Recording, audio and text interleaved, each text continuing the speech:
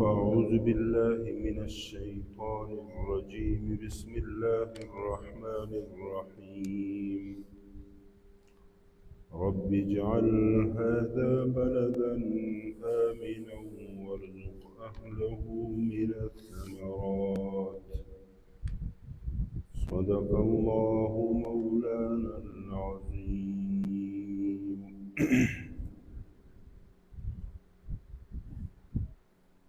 د جمعې د لمانځه دپاره جامع مسجد جامعه اسلامیه علامه عبدالغني نور الله مرقده ټاون بایپاس روډ چمن ته راغلو. ډېر د قدر وړ علماء کرامو، سپین ږیري حاجیانو صاحبانو او مسلمانانو ورونو، نن د جون 2025 اتلسم تاریخ دی. نن به موږ انشاءالله دوې خبرې ستاسو مخته ایږدو. یوه خبره د ملک په حواله ده، چونکې موږ په یو ملک کې اوسېږو، د هغه ملک په صورتحال باندې ځان پوه کول د هر باشنده حق هم دی او ضروري هم دی. او دویمه خبره به موږ خصوصا بیا د علاقې په حواله باندې او خصوصا په هغه کې بیا د شمالي پټۍ د بلوچستان او یا جنوبي پښتونخوا په دې حواله باندې به هم پر صورتحال باندې یو څه نظر اچو. د ملک صورتحال هغه په یو څه مختصره ټکو کې ستاسو په مخ کې ایږدو چې یو طرف ته د حکومت دعوه دا ده، د فیډرل ګورنمنټ یا د مرکزی حکومت، چې زموږ حکومت کامیابه دی او موږ مخ پر ترقي باندې روان یو. دا ملک زموږ د حکومت په وجه باندې پر ترقي باندې روان دی. دا چونکې که په حقیقت کې ورته وګورې دا ټولې هوایي خبرې دي. هغه پښتانه وایي که دې کار د لاسه نه کېدی کردار دې د لاسه نه کېدی. بس کښېنه، لوی لوی سوچونه وهه، په هوا کې کلاوې جوړوه. نو زموږ حکومت په هوا کې کلاوې جوړوي چې موږ په پلانکي مد کې دومره ترقي وکړه. یو څه خاص خبرې موږ ایږدو، د دې سبب موږ ته دا معلومیږي چې دا ملک و شاته روان دی که په ترقي باندې مخته روان دی. دا وخت چې جایزه سړی واخلي او زمینی حقایق ځان ته معلوم کړي، ټول ملک د سیمې خاردار ډک شوی دی. پخوا به موږ ویله چې بارډر د سیمې خاردار حق نه لري، لیکن اوس بارډر خو سیمې خاردار شو. په دننه ملک کې چې پر هر کونج راوګرځې په دا ښاریاتو کې، که پر دا صحراو باندې چې کوم چک پوسټونه جوړ شوي دي، در ټولو ډېر چې ته په سترګو وینې هغه سیمې خاردار دي. سیمې خاردار معنا دا چې په دې وطن کې امن نشته، ځکه چې امن یې د خپلو خلکو سره د سکورټي والا په سیمه خاردار کې ولې پټېږي، او چې امن یې سکورټي والا به د بندې ګرځي، لیکن سکورټي والا یو خو پخې کلاوي جوړې کړي دي، بیا درې پوړه سیمې خاردارونه به یې راګرځولي دي. وایي وللعاقل یکفي الاشاره، د عاقل سړي دپاره د ویشار سړي دپاره اشاره م کافي ده. دغه په خپله اشاره د ودې ته چې په دې ملک کې امن نشته. او دویم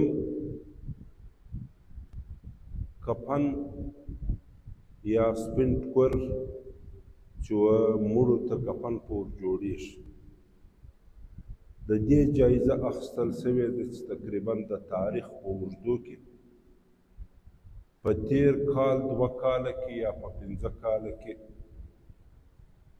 چې څومره کفنونه خرڅ سوي دي، هغه په تاریخ کې دومره غټ تعداد باندې کفن نه دی خرڅوی.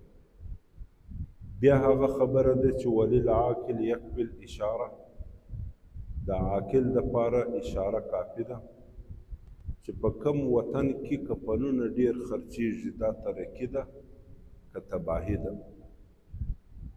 چې د انسانیت تجدید پکې کېږي، د انسانیت دا ارزښتناک وینه پکې تویږي، دا ترقي ده که ناکامي ده، او دا امن دی که بدامني ده.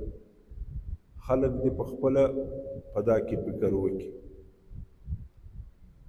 او د خیبر پښتونخوا په حواله باندې یوه خبره خصوصا دا راغلې ده په سروې کې چې خلک اوس د خپلو عزیزانو د مړو د پټېدو څخه بیزاره سوي دي.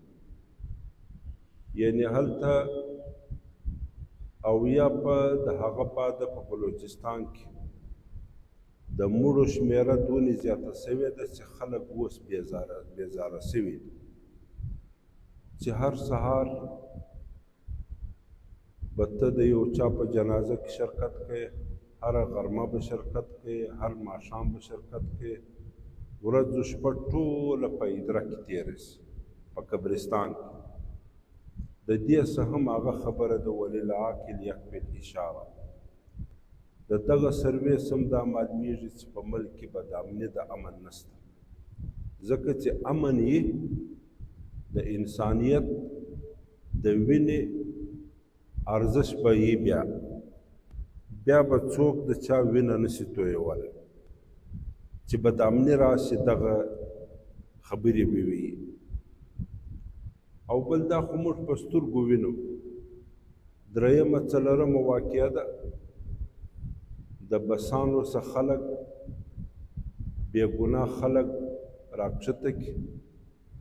دا د پنجاب چې کوم خلک دلته مزدوري کوي، دا خو ګرده معصوم دي، بې ګناه دي، جرم که کړی دی اسټبلیشمنټ به کړی، یا به هغه بیروکریټس چې هغه په 21 ګریډه یا په 22 ګریډه کې دي افسران، دغه مظلوم بیچاره مخلوق چې دلته راځي په کانډیو په کرنډۍ باندې او یا په برس باندې لاس اخته کړي د کور دپاره یو څه مزدوري ګټلې. دا واقعه تقریبا ځای هم یو ځای دی درمیختر چې تیر سوې په رکنۍ کې یا د دې په حدودو کې د بسانو څخه بې ګناه خلک ښکته سي او ضربه سي. لہذا د دې څخه د امن او د بدامنۍ دا علامه ښکاره کېږي چې دا حکومت امن دی که بدامني راوستلې ده.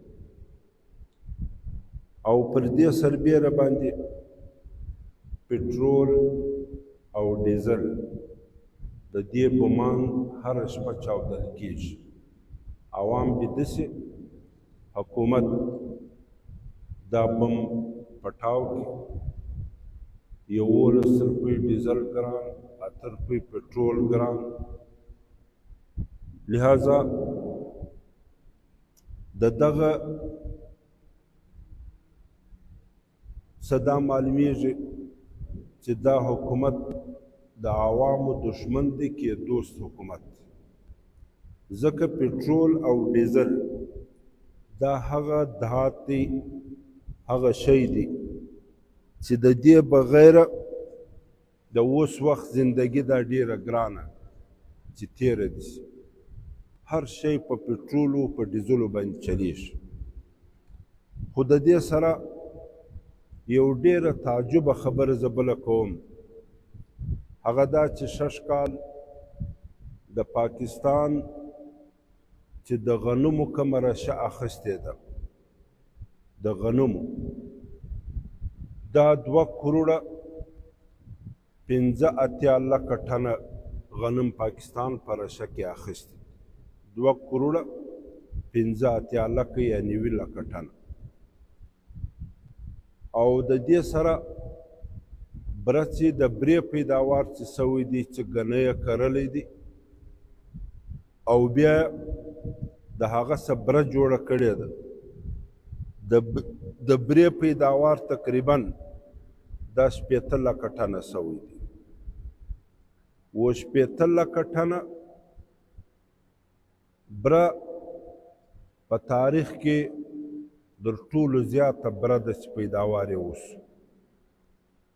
لیکن غنم ارزانه دي سو او بره ګرانه سو غنم ځکه ارزانه سو چې غنم د مزدور عالم دی په دې کې غټ غټ سیاسیان او غټ غټ حکومتي ذمواران په دې کې حصہ نه لري دا د بزګر د خواري وتلې پر یو اکړ 2 اکړه باندې غنم کرلی دي حکومت د 400 غنم په 200 جنرانی وال ظلم یې باندې وکړي او په دې باندې خپل ځان نیکنامه کوي چې ګوره زموږ داسې د عدل حکومت دی چې موږ د 400 غنم په 200 کړ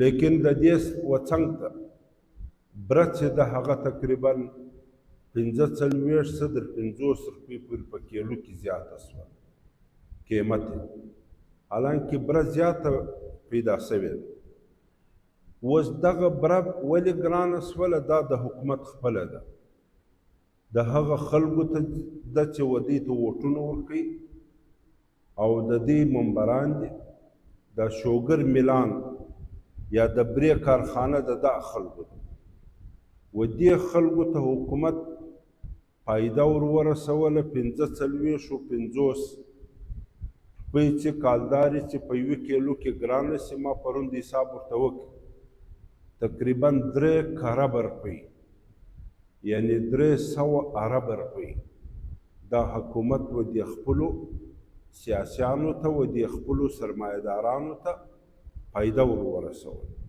په بره کې دا یو قسم و دې ته رشوت دی چې ورکړي یعنی معنا دا ده چې د عام ولس غریب مسکین در په در د برې استعمال خو هر سړی کوي د دې څه حکومت 3 اربه روپۍ واخیستلې او و دې غټو داړه مارانو ته ورکړي دا مگرمچ چې ورته وایي چې ظلم هم کوي بیا اوښکې هم تویي هغه په اردو کې یو متل دی وایي د مگرمچ اوښکې مه تووه مگرمچ به هلته انسان تیر کړي هلته به باندې وژاړي نو حکومت 3 اربه روپۍ و عوامو ته نقصان ورساوي 45 روپۍ باندې حساب ورته وکړي 6 کال د برې پیداوار سوی دي 80 لکه ټنه سوی 80 لکه ته په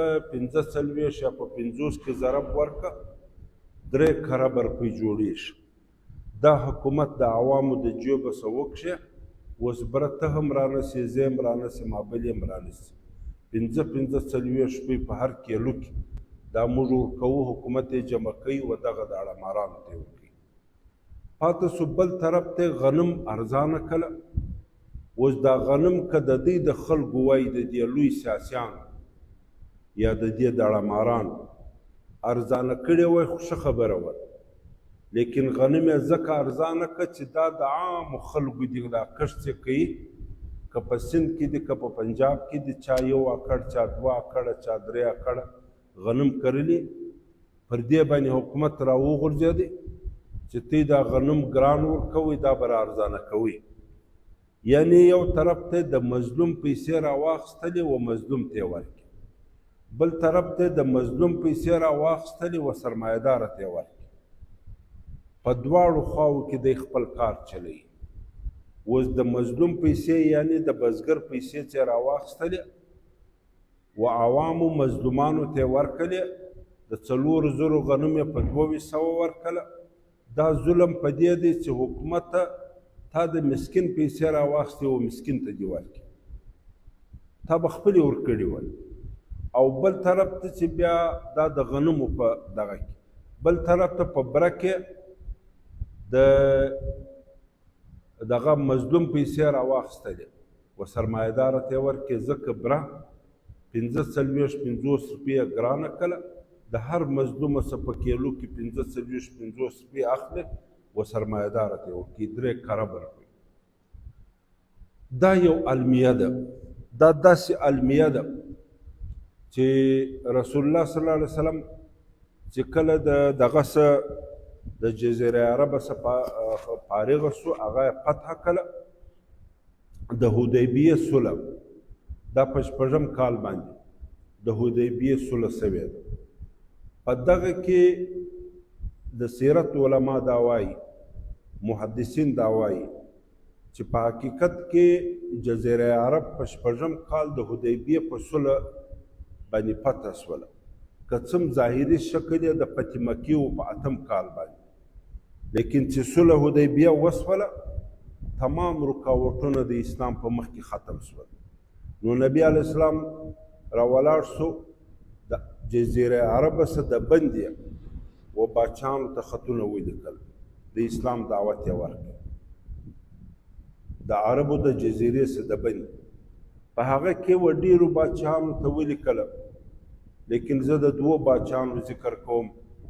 یو د روم امپراتور سلطنت روما چې ورته وایي، د روم امپراتور ته خط ولیکئ. په دغه وخت کې په روم کې څه صورتحال و چې نبی علیه السلام خط ورته لیکي، په دې کې جابر حکمران، ظالمان مشران، د وطن او جنت پروش پادریان، دا د دې وفاداریانو ته جنت پروش ځکه ویل کېږي چې جنت یې په پیسو خرڅاوئ، د خلکو څخه پیسې به راټولوئ. نو دغه 3 طبقې سره یو ځای سوي ولې، لاس یې په لاس کې سره ورکړی و جابر حکمران، ظالم مشر او جنت پروش پادري، دا سره یو سوي و او عوامو ته د عوامو وینه په چشه کې نیول، ظلم یې کاوه. نبی علیه السلام خط ورته ولیکي ول د اسلام دعوت قبول کړه، دغه ظلم چې ته کوې د روم امپراتوره د دې څخه لاس لنډ که لاس واخله او کې نه کوې د اسلام دعوت نه قبلوې، د قیامت په ورځ به د دغه ظلم سزا بیا الله وتعالی درکوي، د دې ګناه به ستا په غاړه باندې. فإن ابیتم فعلیک یا فعلیکم اسم العریسین، که چیرې ته انکار کوئ د اسلام د دعوت څخه، پر تی باندې د بزګرانو د ظلم سزا به یې د قیامت په ورځ. او دویم د ساسانی حکومت چې په اصطلاح د فارس حکومت ورته ویل کېږي، و هغه ته هم نبی علیه السلام خط ولیکي چې دغه بد اخلاقي، دغه زناکاري، دا شرابکاري چې ته کوې ستا په ملک کې کېږي، د دې څخه توبه وکاږه او د اسلام دعوت قبول کړه. فإن ابیت فعلیک اسم المجوسین، که چیرې ته انکار وکړې نو پر تا باندې ګناه ده د دا مجوسیانو د بدعملۍ د بد اخلاقۍ. لہذا دی انکار وکړي، د روم سلطنت تر پښو لاندې سو، د پارس سلطنت تر پښو لاندې شو ځکه د ظلم انجام بد دی. هغه شاعر وایي نکل کر صحرا سے سلطنت روما کو جس نے الٹ دیا سنا ہے قدسیوں سے میں نے کہ وہ شیر پھر سے بیدار ہو رہے ہیں. لہذا په لت سر په یبلو پښو د جزیره عربه سه مسلمانان ورله د روم سلطنت یې نسکور کړ ځکه دوی ظلم کاوه د عوامو سره ظلم کاوه او بیا ورله د پارس حکومت یې نسکور کړ ځکه دوی و عوامو هغه رهنمایي نه کوله چې کم کې د عوامو ګټه وه په بد اخلاقي باندې اخته کړي ول. لہذا نن صورتحال دغه دی چې د مظلوم عوامو باندې د ظلم دپاره د حکومت مشینري ګرد سره یو ځای سوی ده. دا که جرنل دی که کرنل دی که افسر دی او که سیاسي دی دا ګرد سره یو ځای سوي دي د عوامو وینه په څه کې نیسي. د دې انجام به ډېر بد وي. موږ حکومت ته دا وایو چې پر خپلو بدعملۍ باندې نظر وکړي. ستا په ملک کې نن در ټولو زیات چې په سترګو لیدل کېږي هغه خارداره تار چې پر هر کونج راوګرځي درې پوړه خارداره تار. د خاردار تار معنا دا ده چې په دې ملک کې بدامني د امن نشته. ته ولې پټ یې؟ ته ولې د بندې نسې راوتی؟ په خپلو عوامو کې ولې نسې کښېنستلی؟ نو خو ظاهره خبره ده چې بدعمله یې. او کفنونه دا اوس سروې سوې ده چې په دې تیر څو کاله کې چې څومره کفنونه خرڅ سوي دي په ریکارډ تاریخ کې دونه نه دي خرڅ سوي. معنا دا شوله چې ډېر شهیدان او مړي سوي دي خاص کر په خیبر پښتونخوا او په بلوچستان کې. او درېیمه دا چې پر ناحقه حملې پر عوامو باندې د بسانو سه مظلومه خلک راکښته کړي او حلال یې کړي یا ضربه کړي. او څلورمه دا چې خلک د مړو د پټېدو سه اوس بېزاره سوي دي. سهار مې دره غرمه مې دره ماښام مې دره بل کار نشته. او پټرولو ډیزل دا چې د شپې خلک بیده سي دي یې بم پټاو 11 روپۍ ډیزل ګران 8 روپۍ پټرول ګران چې بله شپه بیده سي بیا بل بم پټاو. او خاص کر دغه دوه شیان چې ډېر در استعمال لاندې دي لکه غنم او بره.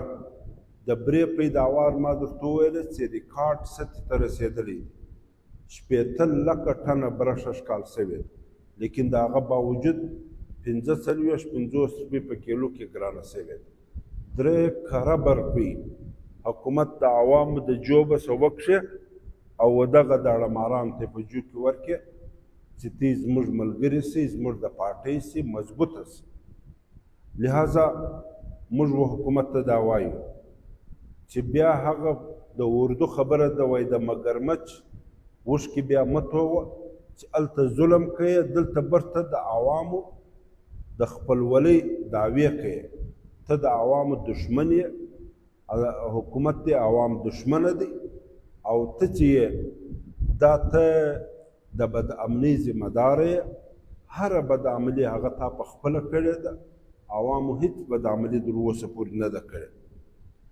لہذا موږ دا وایو چې خیبر پښتونخوا او په بلوچستان کې اور بل دی د بدامنۍ چې مازې مخ راواړی مړې پراته دي وینې تویېږي.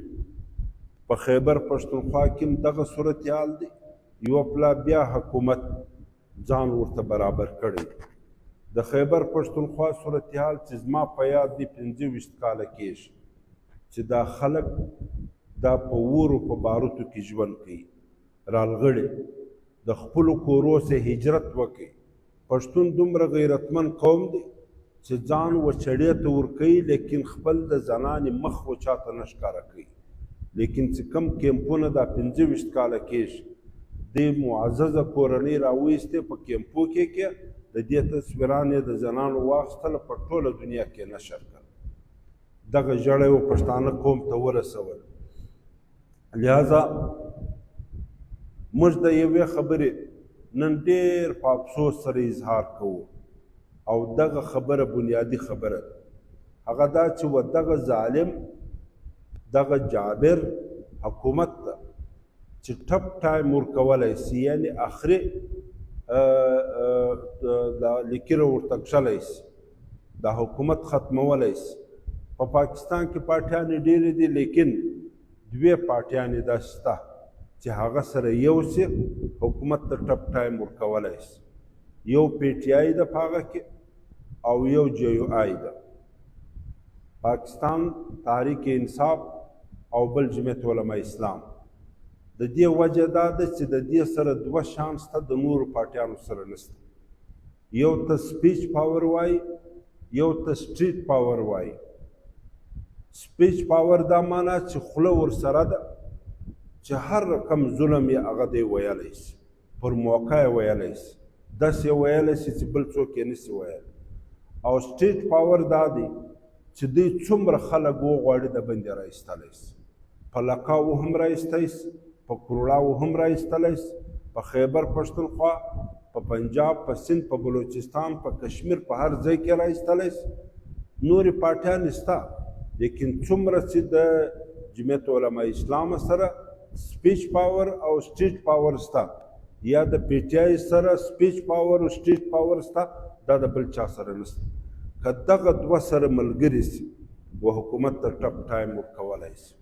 لیکن افسوس، بیا افسوس پر دې باندې چې حکومت په پی ټي آی کې خپل کسان دننه کړي دي.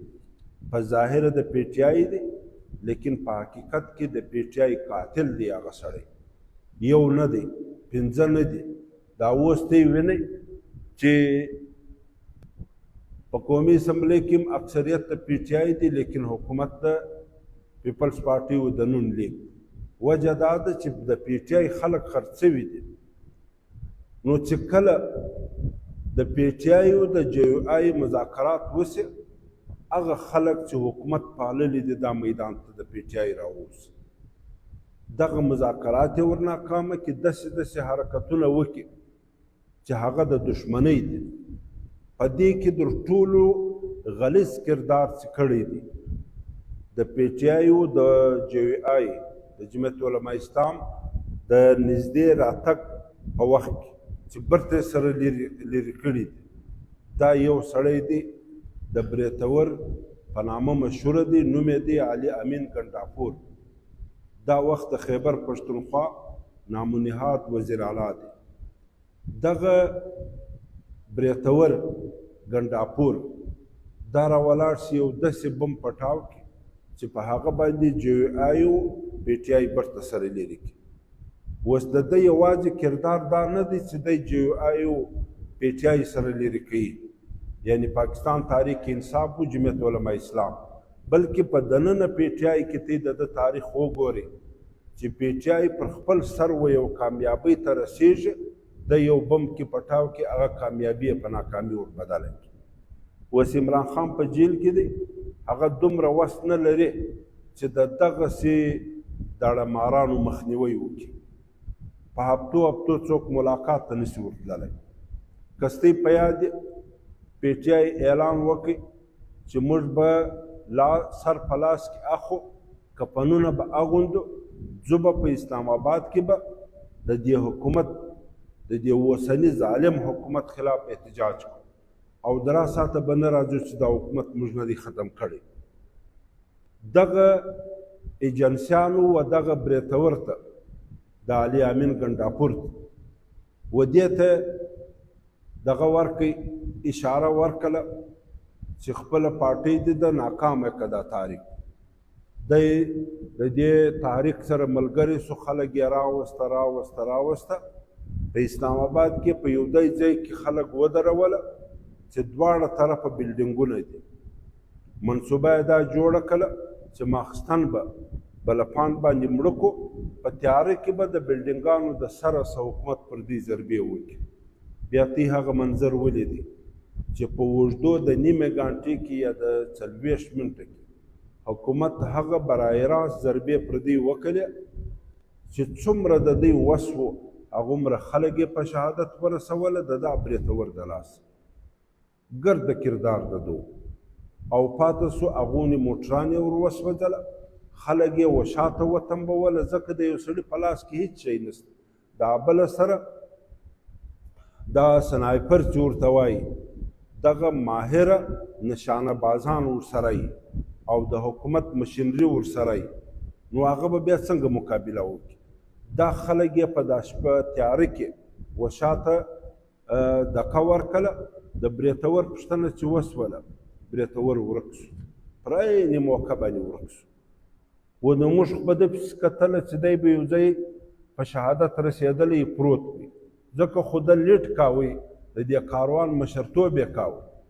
نو مشر هغه دی چې دی د مخ په صف کې جنګېږي مشر هغه نه دی چې وتښتېږي دی د دا ځای څه ورک شو 3-4 ورځې ورک کړو 3-4 ورځې د خیبر پښتونخوا په اسمبلۍ کې ښکاره سو زما 12 ضلعې در پښو وکشه په میدان دې ضلع پر دې ضلع پر دې ضلع دا یم چې تیله مې ځان راورسېد هغو لا خلک شهیدان او وینې چې توی سو ول په هغه زه نه یم خبر دغه د حکومت لپاره دا کردار دا دومره تحریک یې ناکامه او د دې څه مخکې یو احتجاج ولو د ده د شرابو بوتل په لاس کې دی په منډه دی صحافیانو تصویر اخیستی د شرابو باقاعده بوتل یې په لاس کې دی صحافیانو تصویر اخیستی او د هغه څه علاوه موږ چونکې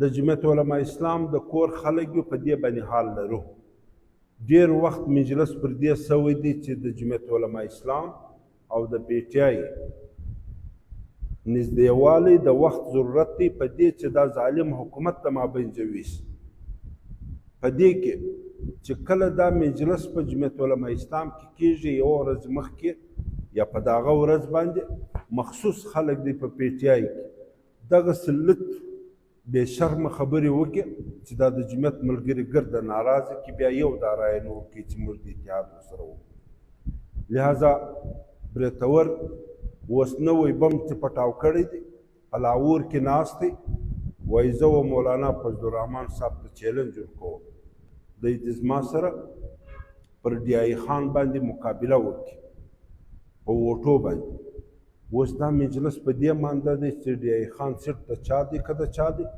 مجلس اوبه در سر تېرې سوي دي حکومت د ظلم و انتها ته رسېدلی او د دې خلاف د پاکستان ټولې پارټیانې په کار دي سره یو ځای سي دغه بدامني ختم کې دغه ګراني ختم کې دا ظلم ختم کې او دغه د نیم شپو تجاوز و تیری چې پر خلک دا ختم کې دی راولاړ شو دا بم یې کې پټاو کړي د مولانا صاحب هغه توهین یې وکړي چې هغه هېڅوک دومره جرات نشي کوی مقصد یې دا دی چې پی ټی آی وي جی آی سره نږدې نشي که سره نږدې سوله بیا د حکومت ته ټپ ټایم ورکولی شي لهذا موږ په کلکو الفاظو سره د ده د هر لفظ 10 واره مذمت کوو او ورسره د پی ټی آی مشرانو ته دا وایو چې دغه خرڅ سوي ګنډاپوران مې برېتور مې وتړئ که دغه خلک په دې کې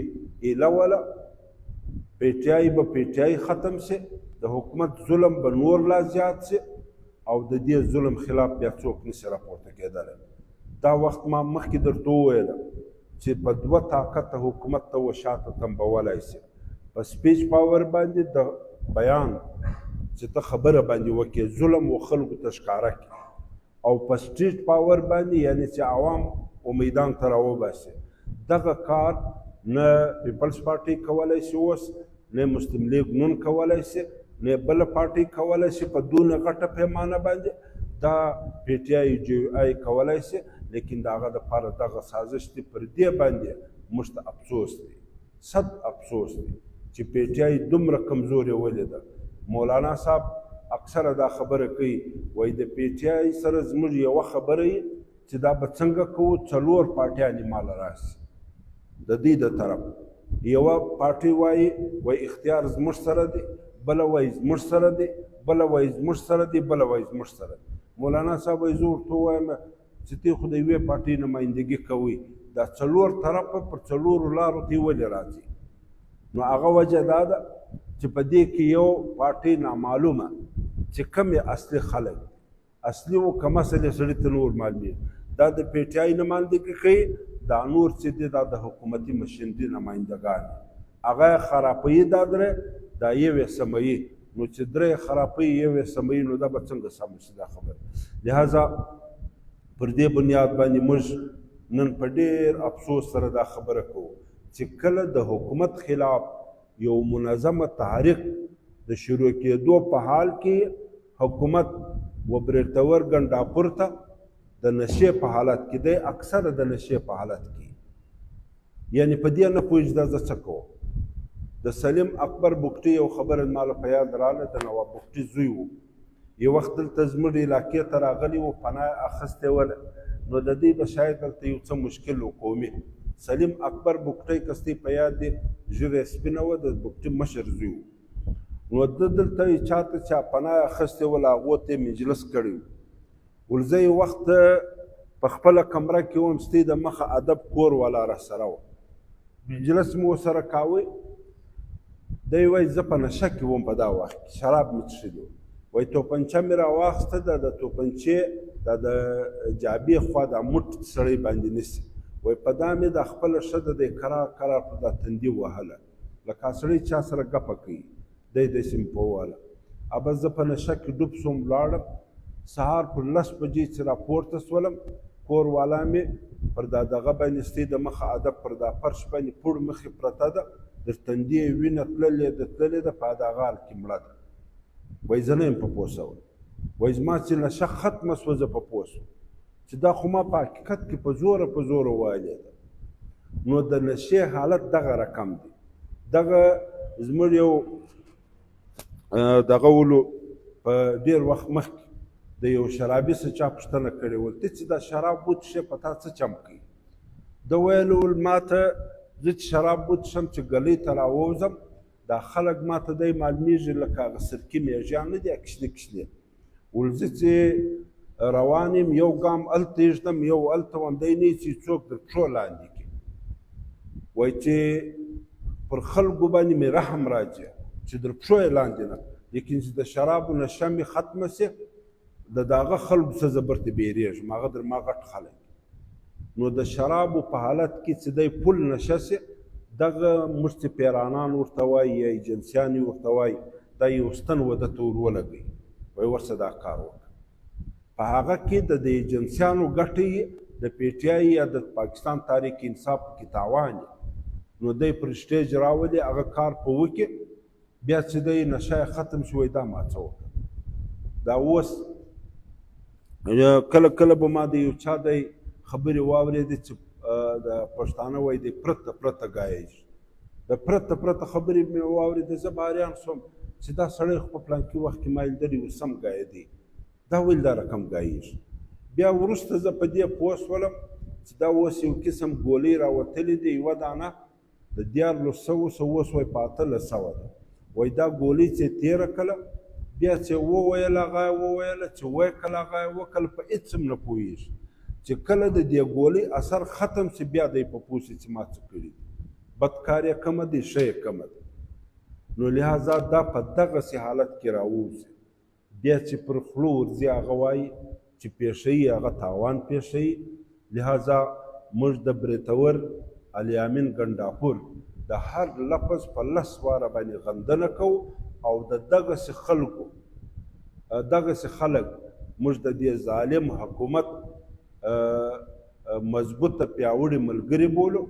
او مطالبه مې دا ده چې پی ټي آی په خپل ګریوانه کې وګوري، دا خلک وتړي او مخته راوځي، ممکن د دې د جمعیت قربت سره راسي، او په دغه دوه طاقت چې مخکې ما 2 واره ذکر کړه د سپیچو د سټیج په پاور باندې د دې ظالم حکومت څخه دا وطن خلاص کړي. دا په ټول ملک کې چې نن د ظلم دغه دی زور دی.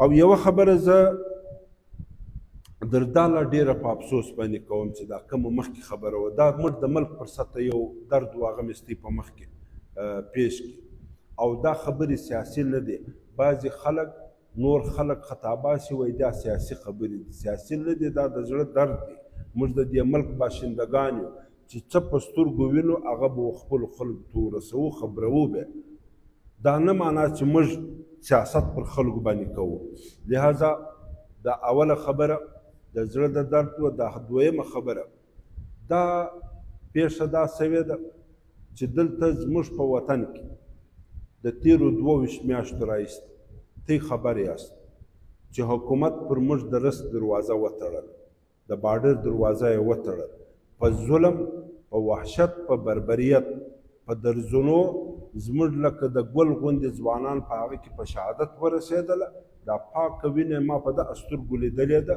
په یوه ورځ پر 3 ځایو چې زموږ د وطن د ځوانانو وینه توه سوې ما لیدلې ده هغه مجلس ډېر اوږد دی په هغه ذریعه باندې په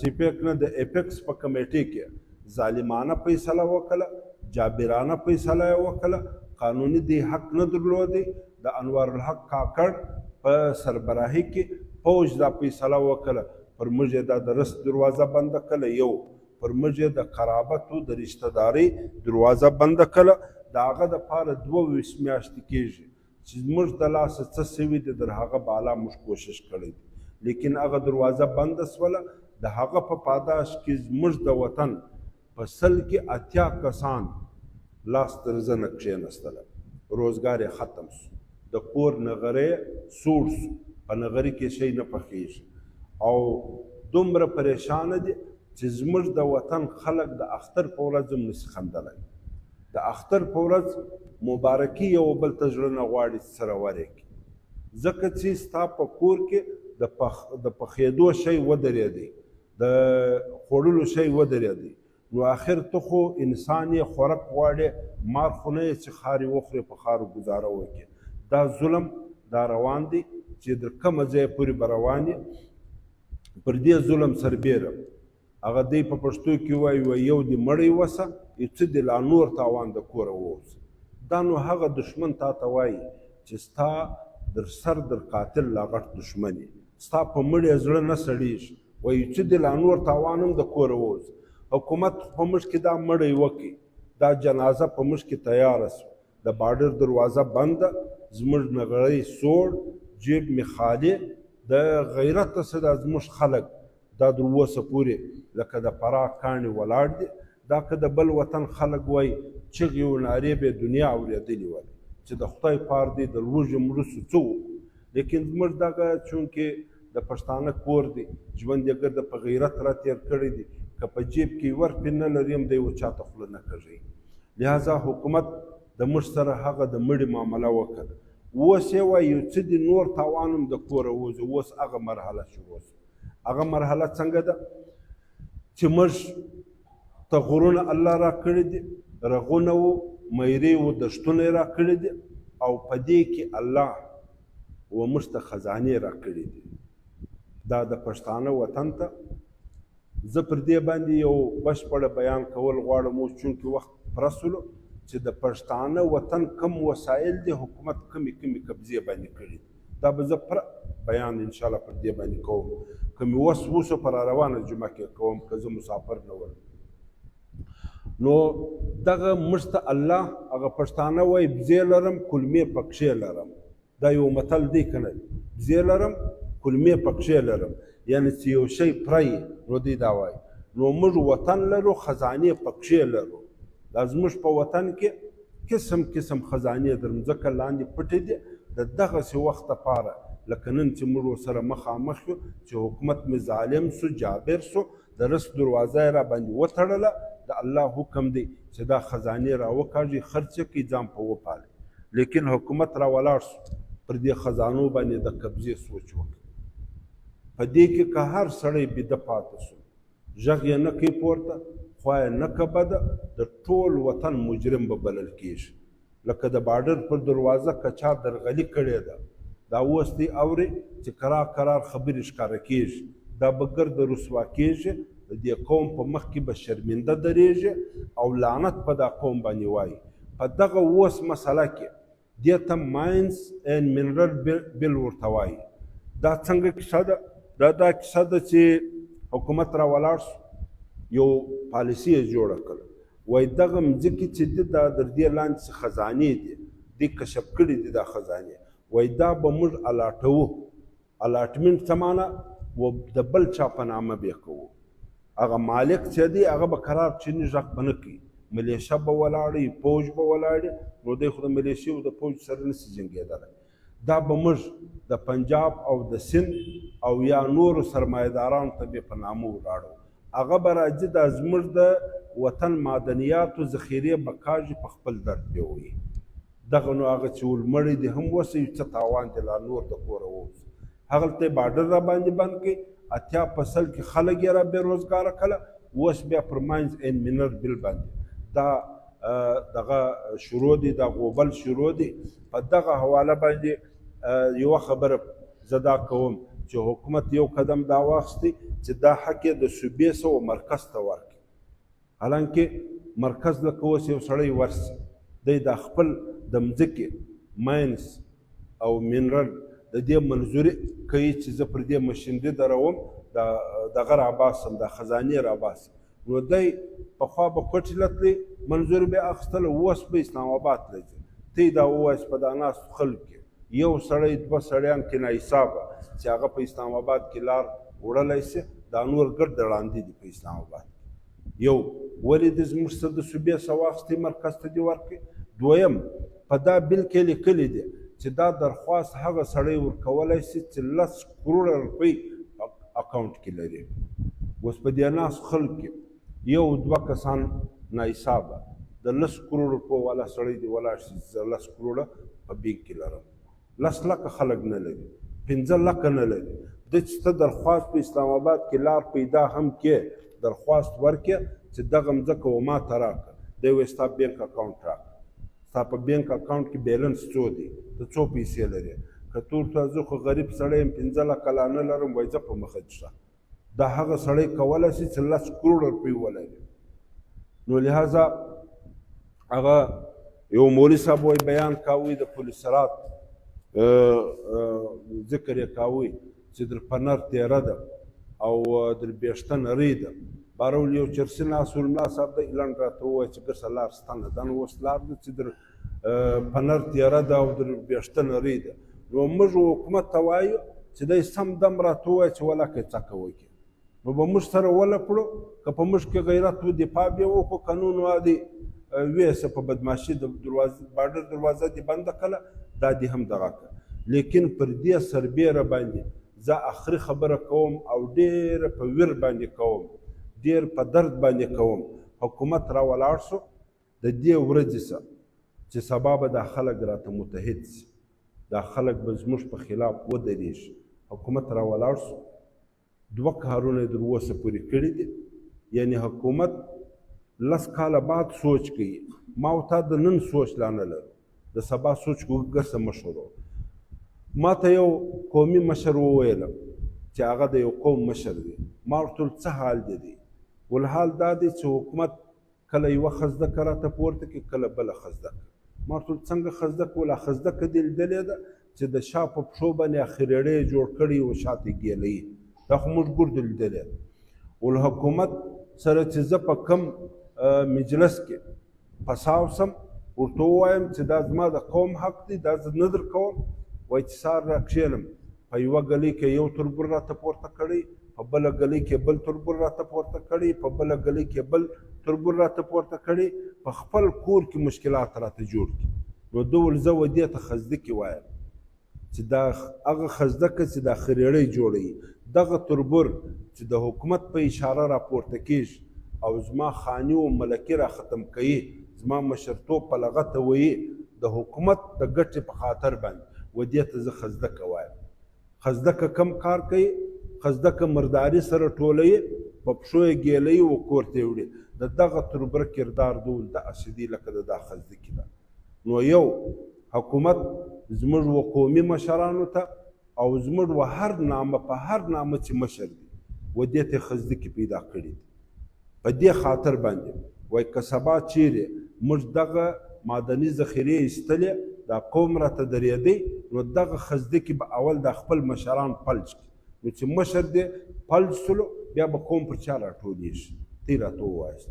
لهذا یو د دا سړي خبره او یو سړي بیا ما ته بله خبره وکړه. په دغه دوه مثاله زه وایم چې په دې مجلس موږ دی په لنډه سر سره خلاص چې اوس وخت دا روان دی.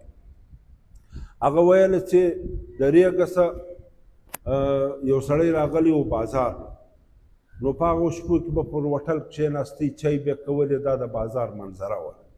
نو دی ناستی، نور دوه کسان اخواته ناست دي، هغه د دا سایرو کار کوي، دغه جرمني چغکې خلک ورته وایي دا رنګینې مرغۍ نه دي، ول یو بل ته وایي یاره دا سایرې نن سبا ډېرې پیسې ګټي. دا دوه خلک سرګایېږي، دا سارایي سړی ورته ناست دی اوري یې. د دې سارایي په فکر کې دا راغله چې دا دوی سمسارې ښیي. هغه خو سایرې ښودلې، سایرې به دا کوچنۍ مرغۍ ته ویل کېږي. د ده په فکر کې دا راغله چې دا سمسارې ښیي. نو برای ورته وویله، برای په ټوټک وایي د بازار میله یې پرېښوله، کور ته ولاړی ریګ. هلته ورور ته ویله چې غږ به لرې نه په کلي کې، یو داسې موزینه مې پیدا کړې ده، په لږ وخت کې به دومره پیسې پیدا کړو چې بازار له به بار سو، بنګله به جوړه کړو. هغه ویل چشتې ته یې راوښېدول یا اوس یې نه درښیم، ماخستن چې خلک بیده سي بیا درښیم. چې خلک بیده سو، ورور ورته ویل څنګه کوو؟ دول ته ورسه جوال پیدا کړه، جوال راواخ، خالي جوال. نو هغه جوال راواخستی، باره راځه ریګ ته یې بوتې، باره دیم سمسارې نسي په دا جوال کې اچوي، هغه هم سمسارې نسي په دا جوال کې اچوي، باره جوال ډک کړي، خوله یې پسې وتړل. سمساره هسې هم خشمجنه دی، حیوان دی. نو دغه چې دی چې په جوال کې واچوي، نفس یې ورتنګ کړي، باره و جنګ تم تیاره ده و مرګ تم تیاره ده. نو دا جوال یې وتړي. خلک دا وایي چې دا څوک دا کیسه کوي، وایي چې سهار لمر راخاطي، خلکو د توکانو مخان پش کوله، جارو کوله، توکان یې سره برابراوي. دی دا دی په دا وخت کې دا تاجر نه دی، دا نوې موزینه چې پیدا کړې. دا د کاروالي صاحب مرحوم د مسجد چوک ته راورسېدی، پر خره باندې دغه بار کړی دی دا جوال. هغه جوال دی د سره شور یې پلس والا ورته پام سو، هغه څول سړی اغوا کړی دی، په جوال کې اچولی دی، باره یې ودراوی. وده ته وایي دا چش دی؟ دی ورته وایي دا پوخ مال دی.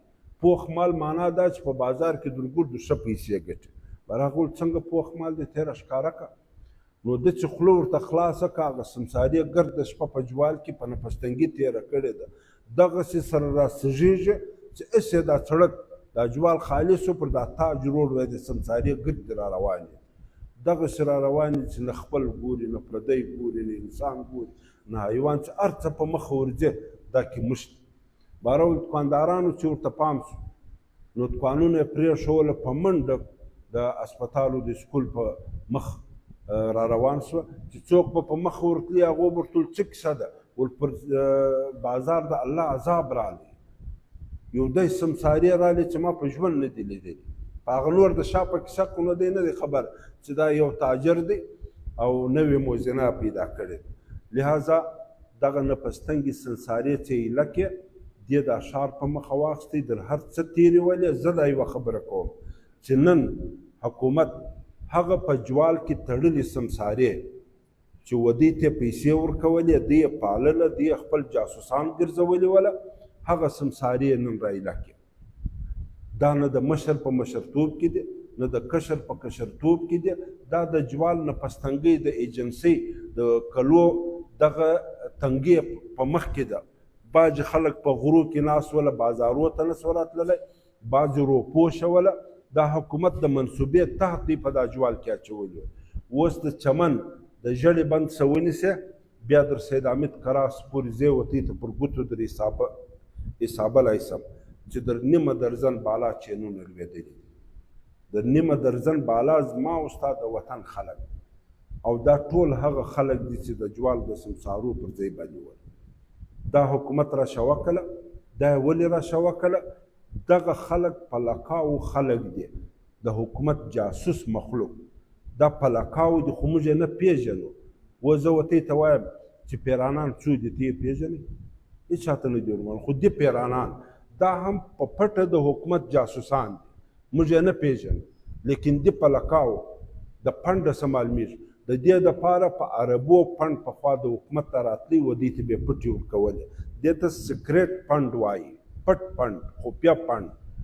نو دغه سکرېټ پنډ چې دی دا حکومت جن واخیستی چې دا موږ د دې عبادتۍ ته نه درکوو. نو چې نه یې راکوي بیا موږ دا گزاره څنګه وکړو؟ موږ خو به کردار د سمساري ادا کوو، موږ به خپل وطن تباه کوو. نو موږ به څه کوو؟ هغه ورته ویل بس دی ورسئ په خپل قوم کې یو پیدا و پناه وکړي، یعنې چین واچوئ، د ورځې او د شپې د خلکو موټران راګرځوئ، د خلکو جوبونه دا لوټئ او د خلکو مالونه ځین اخلي، په دې باندې ګزاره کوئ. نو ځکه دا خلک اوس راشوه سوله، کار کوي د حکومت دپاره، کار یې دغه دی چې کله پر معدني ذخیرو باندې زموږ ته د یووالي ضرورت و، دا خلک به رکاوټ جوړېږي. د قومي مشرانو په مخ کې، د خانانو د ملکانو په مخ کې، د سیاسي پارټیانو په مخ کې، دا خلک به د حکومت نمایندګي کوي، موږ وحدت به نه پرېږدي. لیکن ګزاره یې په څه شته؟ پخوا حکومت پنډ ورکاوی، اوس و دې وطن ته راشوه سوله. موږ ته د ورځې 3-4 کیس راځي، یو وایي موټر یې راسه واخیستی، بل وایي ګاډي یې راسه ودروله، بل وایي زه یې لوټ کړم، بل وایي پلان دی، بل وایي پلان دی. زما د وطنه څه دا خواست دی، سبا به دا نه وایست چې علماو غاړې نه دي خلاصې کړي. زه د چمن د ملایانو ادنا سړی زه یم چې زه غاړې خلاصوم، هر ملای خلاصي پر خپل منبر باندې چې دا سمساري راشوه سوي دي. د دې سره مه د قوم په نامه، مه د انډیوالۍ په نامه، مه د پیدا او د پناه په نامه ملګري مو ورسره کوئ، ورنه د دې وطن په تباهي کې بستې حصه م راشي. که مې راله د وطن په تباهي کې چې سر مې اسمان ته رسېږي، رسوا کېږي به، ذلیله کېږي به، پر د آخرت د دوژخ حصه به ګرځي. لہذا موږ دا خواست کوو، اول یې دا سمسارو ته کوو، هر څوک چې دی موږ د چا نه نوم اخلو، نیکوم یادوو. په خپل ځان باندې منطقیان وایي چې علم حضوري دی، هر سړی خپل ځان پېژني، زه څوک یم، څه کوم، په څه پسې یم. اول موږ ودې ته وایي چې د الله په خاطر دا وطن ستړی دی، دا وطن در په دره دی، د دې وطن څه حکومت په ظلم په جبر باندې 80% روزګار ځینې اخیستی دي. دې وطن شهیدان ورکړله، دې وطن جیلیان او خوارې پر ځان باندې تېرې کړې، دې وطن احتجاجونه وکړه. پر دغه باندې دا وطن ته نور تکلیف مه ورکوو، د حکومت سره مه ملګري کېږي. که چیرې ملګري کېږي بیا هم د خپلې پیدا او پناه دپاره موږ پر ولس باندې غږ کوو چې د توا ټکی یې وګرځوئ، ځکه لکه توا چې بې ټکي د خپله ملګري هم د دوی سره د رقم کوي، بلکل شاور وګرځوئ، هېڅ تعلق مو ورسره ساتئ. که د قوم اشاره درکړي، که د انډیوالۍ اشاره درکړي، که د توپک د چوشکې د بیرې اشاره درکړي، ورته ودرېږئ. دا خلک تنها کوي چې دا رسوا شي، دا قوم د سبا د وحدت لپاره بیا سره یو شي. په نن پسې سبا شته، 10 کاله بعد، 15 کاله بعد چې حکومت سره د مشنري راشوه سو، په دې غرو کې، په دې دشتو کې دا خزانې راکښلې، د هر سړي په زړه درد کوي چې دا خو زما د پلار د نیکه مځکه ده. 1500 کاله کېږي زه پر دې باندې په چمن کې، زه پر دې ګواه یم چې د 350 کاله مخکې پر دا ټاټوبي باندې خلک ما لیدلي، 350 کاله مخکې، د 350 کالو د دې مځکې مالکان موږ، حفاظت یې موږ کړی دی. نن وفاقي حکومت څوک دی چې راځي په مشرانو باندې زما د مځکې خزانې دی کاږي؟ ولې زه مار یم، خارې وخورم؟ که موږ ته ماران یو په خارو باندې ګزاره کوو. د رزق ما ته الله حق را کړی دی، د امن ما ته الله حق را کړی دی. حکومت نن زما د امن قاتل دی، زما د اقتصاد او د معیشت او د رزق قاتل دی. دا حکومت چې د سرو زرو وي، زه وایي د سرو زرو چاړه په نس کې سړی نشي وهلی، زه د سرو زرو دی هم زه ځان نسم په وژلی، زه د امن حق لرم. رب اجعل هذا بلدا آمنا. حضرت ابراهیم علیه السلام غوښتنه کړې چې الله زما وطن ته امن ورکړه، ورزق اهله من الثمرات، زما وطن ته رزق ورکړه. په قرآن باندې ما ته دا حق ثابته دی، که زه د امن پر سر مې دا سر پرېسو، زما مرګ د شهادت دی، زما دفاع د مجاهد په شکل باندې که زه ودرېدم پر دې باندې. بیره د زړو څه وباسئ، هېڅوک په چا څه نسي کوی، یو 10 به راکې شهیدان کې، لیکن په شهادت باندې وطن نه ناکامه کیږي. او په اردو کې وایي شهید کی جو موت ہے وہ قوم کی حیات ہے. لہذا دا به زموږ قوم نور را ژوندی کوي. که چیرې د وطن د جنګ خبره راله، موږ اول د واره و ملتپالو ګوندو ته خواست کوو چې د الله په خاطر سره یو سي. تی د وطن دعوه کړې ده، 80 کاله کېږي پر دې مې سیاست کړی دی، سره یو سي.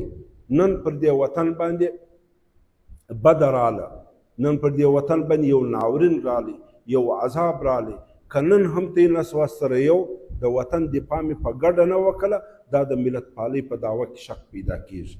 او بیا د هغه بعد د وطن پر علماو باندې غږ وکړي، که ستی سره نسوه ملګري بیا موږ ملامت و. دعوه تا کړې ده د ملت پالۍ ده، په کار دا ده چې اول ته سره یو سي. زموږ المیه دا ده چې زموږ تمام ملتپاله ګوندونه یو د بل سره ضد و نقیض لکه اور اوبه داسې. نو بیا به د وطن دفاع به موږ په یووالي کوو که په انتشار باندې کوو؟ ستی څنګه نظر دی چې موږ سره یو سو؟ اوس ګوره دا ګوته ده، دا زه 10 واره تا داسې په وهم ته نه په خوږېږي. که دغه 5 ګوتې زه سره یو کم، دا ګوته هم په کښې کې ده، په دغه دې زه ووم ته په خوږېږي. په وحدت کې زموږ ګټه ده چې موږ حکومت ته ووایو چې بارډر خو دې راسه ویوړئ، که اول داسې پوه وایي ولاکه دې راسه وړی وایي. خو بارډر په وړلو کې زما د وطن غداران هم ورسره دي. دا زه نه وایم چې پلانکی غدار دی، دا به وخت په خپله ثابته کړي چې پلانکی غدار و. په تورو چشو کې، په تورو شپو کې، په تورو ګېټو کې د تورو کرګېډونو خلکو سره تورې معاهدې کړي دي. 15 واره تور دي. یو سړی چې 15 واره تور سي دا غدار دی که نه دی؟ په تورو چشو کې ولې کښېنې او په توره شپه ولې چاله ورځې؟ تورو ګېټو له ولې ورځې؟ د تورو خلکو سره چې هغه زما د وطن دشمن دي، ته مجلسونه ورسره کوې. د تورو خلکو سره تورې معاهدې ولې کوې؟ یو سړی چې 15 واره دا تور سي، حق دا دی چې د کلي پسې واخیستل سي. 15 واره تور سوي خلک دي. دا په یاد لرئ چې په تورو چشو کې، په تورو شپو کې او په تورو ګېټو کې د تورو خلکو سره تورې معاهدې کړي دي 15 واره. بلکې دا خلکو ته زموږ خوله نه وازېږي، اوس موږ بیا هم سرونه ځړولي دي. او زه دا یوه آخري خبره درته کوم چې بني اسرائیل په یو وخت کې د ټول انسانیت د سر خلک وله، نن یې د پای خلک دي.